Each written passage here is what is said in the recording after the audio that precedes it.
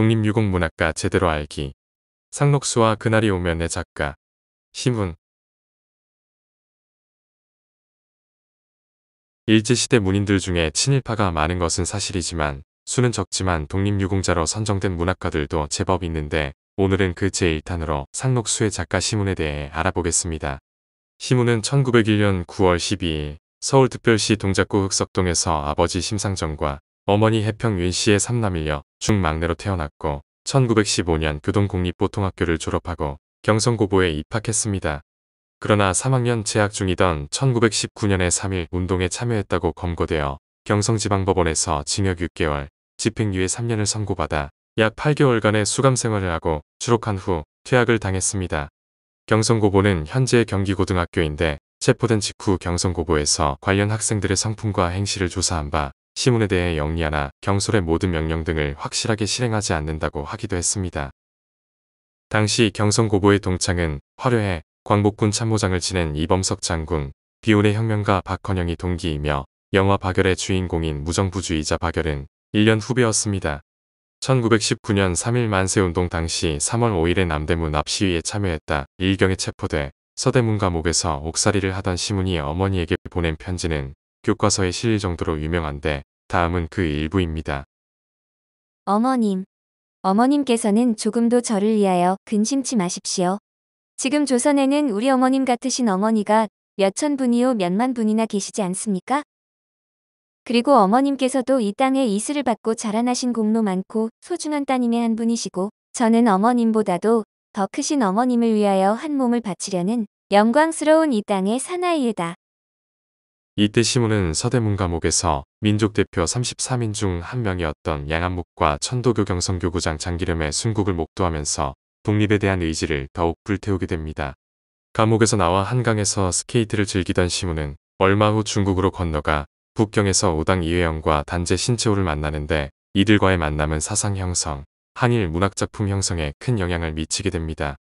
시문이 프랑스 유학의 꿈을 포기하고 중국 항주에 있는 지장대학에서 이후 임시정부 국무위원을 지내는 엄황섭 등과 함께 공부하게 된 것도 두 분의 영향이 컸던 것으로 알려져 있습니다. 시문은 신채호가 일경에 잡혀 여순감옥에 갇혔다는 소식을 듣고 선생님 생각이란 시를 짓기도 하고 돌아가셨다는 소식을 접하고는 16년 전 만났던 애틋한 마음을 담은 단재와 우당이란 수필을 남기기도 했습니다. 1923년에 투옥 생활의 후유증으로 지강대학을 중퇴하고 귀국해 신극연구단체인 극문회를 만들었고 동아일보, 조선일보에서 기자를 하며 시와 소설을 발표하기 시작했습니다.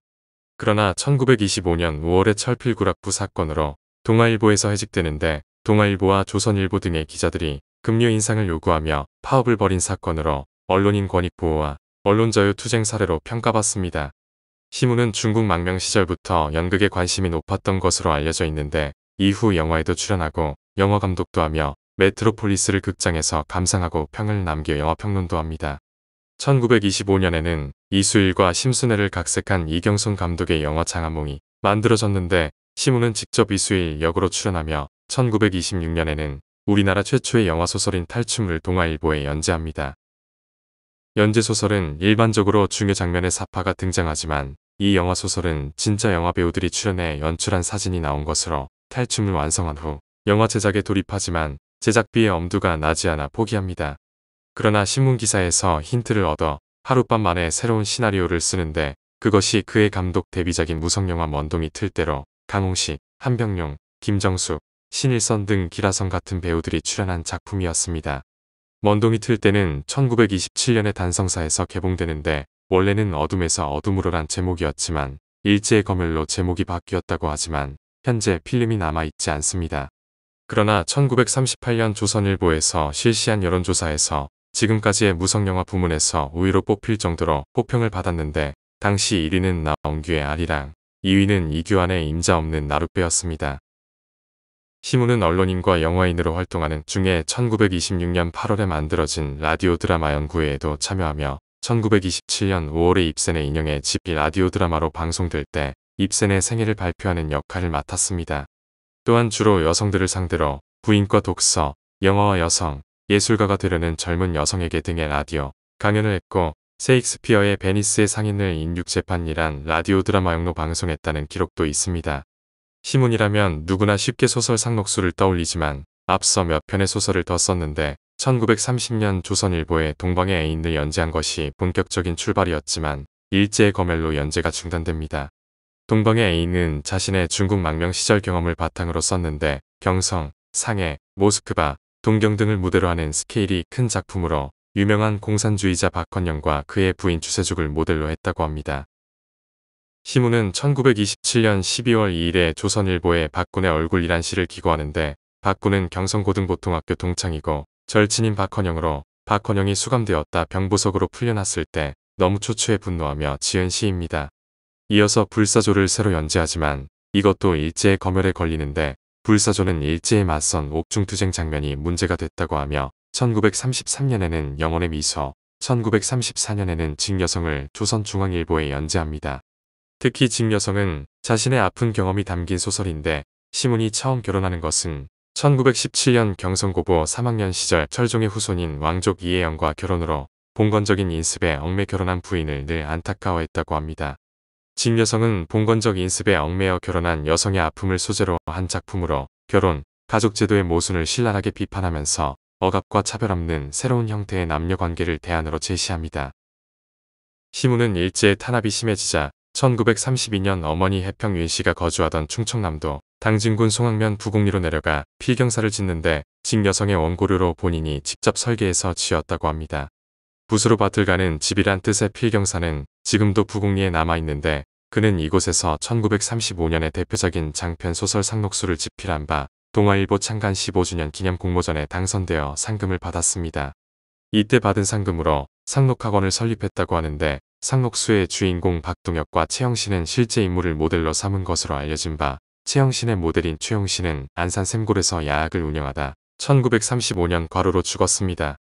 남자 주인공 박동혁은 시문의 조카로 당진에서 농촌 계몽운동을 벌이던 심재영이 모델이었다는 설이 있고 최영신의 실제 약혼자였던 김학준이 모델이었다는 설도 있습니다. 상록수를 영화화하려고 했지만 일본의 탄압 등 여러 사정으로 만들지 못했으며 상록수는 그의 마지막 소설이 되었는데 시문이 만들지 못한 영화 상록수는 해방 후 다른 사람에 의해 만들어집니다.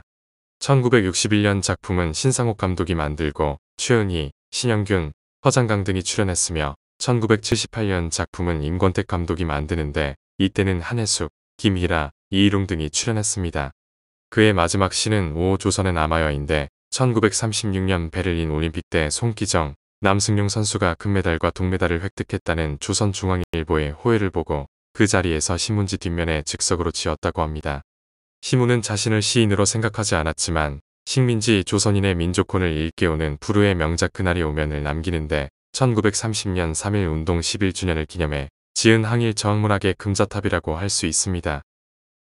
1929년에 있었던 광주학생운동과 원산노동자총파업, 융천소작쟁해 등도 그날이 오면을 짓는 데 큰 역할을 했을 것인데 얼마나 조선의 독립, 민족의 해방을 절절히 열망했는지 쉽게 느낄 수 있습니다.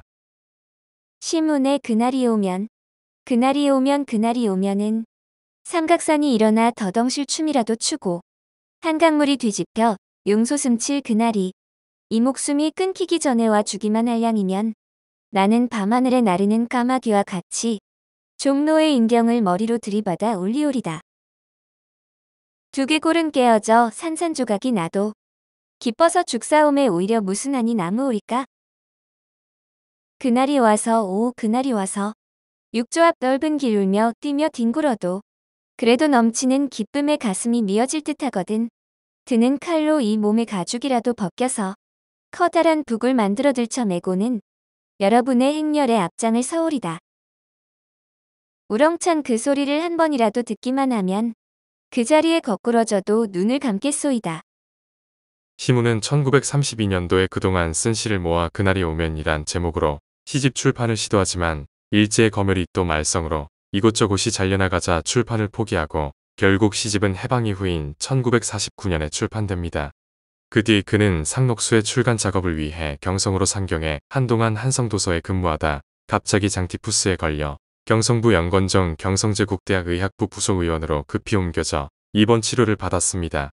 그러나 병세가 호전되지 못하고 결국 1936년 9월 16일 아침 8시에 요절하고 말았는데 당시 조선중앙일보의 사장이었던 여운형은 시문의 장례식에서 추도사를 읽으면서 이 시를 낭송했고 관을 안고 펑펑 울었다고 합니다. 그의 유해는 당초 경기도 용인시 수지구 신봉동 서북마을에 안장되었다. 1990년대 중반 용인시 일대가 개발되자 안성시의 삼중변 마전리로 이장되었고 2007년 충청남도 당진시 송하급 부국립 필경사 경내로 이장되었습니다. 시문은 교과서와 인연이 깊은데 시어 소설인 두 대표작이 모두 교과서에 실린 사람은 시문과 이상뿐이며 앞에서 본 것처럼 3.1 운동 복역 당시에 어머니에게 썼던 편지가 중학교 1학년 국정국어교과서에 실린 적도 있습니다.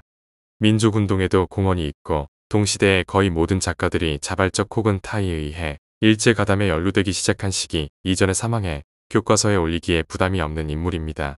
그러나 절친 박헌영 때문에 조금만 더 오래 살았으면 적어도 지금처럼 기억될 수는 없었을지도 모르는데 건국훈장 애국장에 서운되었을 정도로 인정받은 독립유공자이지만 일가에는 유독 친일 반민족 행위자가 많았습니다. 특히 그의 두 형인 심우섭, 심명섭은 모두 친일인명사전에 등재되어 있는 친일 반민족 행위자이고 첫 아내 전주 이씨 이혜영의 남동생도 친일 반민족 행위자인 청풍군 이혜승이었습니다. 한편 상록수의 주인공 박동혁은 시문의 장조카인 심재영을 모티브로 한 것으로 알려져 있지만 아니라는 가설도 존재해 논란이 되는데 심재영은 경성공립농업학교를 졸업하고 농민운동에 종사했습니다. 1980년에는 시를 낸 적이 있고 시문은 심재영의 집에서 잠시 집필활동을 하기도 했는데 현재는 심재영의 아들이 고택에서 거주하며 관리한다고 하며 독립운동가 방정환, 현진건과 지인 사이였습니다. 특히 이 두 사람과는 오랫동안 친구이자 문으로 지낸 것으로 알려졌으며 글 쓰는 속도가 빨라 특히 직여성은 한 달 만에 상록수는 50일 만에 탈고를 했다고 합니다.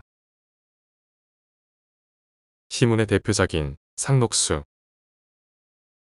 소설 상록수는 1935년에 발표한 작품으로 일제강점기 조선의 농촌 계몽운동과 민족의식을 주제로 한 대표적인 사회참여적 순수문학 작품입니다. 주인공은 채영신과 박동혁 두 사람으로 두 사람은 도쿄 유학 시절 같은 민족운동 단체에서 활동하며 서로의 뜻을 이해하고 사랑하지만 그들의 사랑은 개인적 사랑이 아니라 조국과 민족을 위한 헌신 속의 사랑입니다. 유학을 마친 후 채영신은 농촌 계몽을 위해 경기도 시골 마을 상록리로 내려가 여학교 교사로 일하며 농촌 부흥에 헌신하고 박동혁은 사회운동에 뛰어들었다. 영신의 영향으로 농촌에 들어가 농민운동과 계몽사업에 힘씁니다. 두 사람은 이상적인 사회를 꿈꾸며 농민들에게 문맹퇴치, 근면절약, 협동의 중요성을 가르치고 민족의식과 자주정신을 일깨우려 노력합니다. 그러나 현실은 냉혹해 가난과 무지, 일본 식민 권력의 탄압이 그들을 끊임없이 방해하고 결국 채영신은 과로와 병으로 쓰러져 세상을 떠나지만 그녀의 죽음은 헛되지 않았습니다. 박동혁과 마을 사람들은 영신의 정신을 이어받아 농촌 계몽운동을 계속하고 그녀의 이름을 딴 상록수회를 조직해 민족의 미래를 위한 희망의 나무를 심습니다. 상록수는 일제강점기 현실 속에서 조선의 청년들이 민족을 위해 어떤 역할을 해야 하는가를 보여준 대표적인 계몽소설로 여성인 채영신을 내세워 여성의 역할과 민족운동 참여를 그린 점도 의미가 큽니다. 주인공 채영신은 병에 걸려 쓰러지면서도 자신의 뜻이 죽지 않기를 바라며 상록수처럼 늘 푸르게 꺾이지 않고 시들지 않고 살자고 말하며 사람은 몸이 약해도 마음만은 꺾이지 않아야 해요라고 합니다. 그리고 결말부에서 작가는 영신의 죽음이 끝이 아니라 그녀의 정신이 동혁과 농민들 마음속에 살아남았다는 의미로 그녀는 쓰러졌으나 그녀의 뜻은 상록수처럼 살아있었다고 합니다. 오늘 독립유공 문학과 제대로 알기는 상록수와 그날이 오면의 작가 시문이었습니다.